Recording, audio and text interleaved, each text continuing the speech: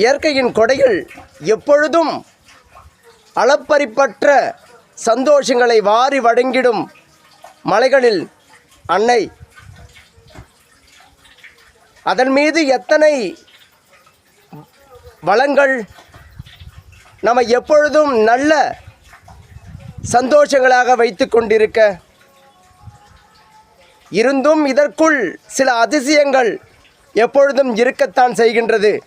அதை உங்கள் கண்களுக்கு ஒரு காட்சியாய் படமளிப்பதில் அழகு தமிழ் கவிதை கழக வலைதளம் மிக பெருமை கொள்கின்றது.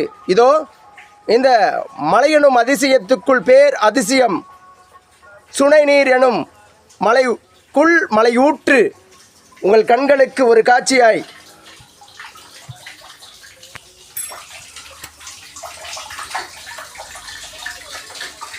சுனையூற்று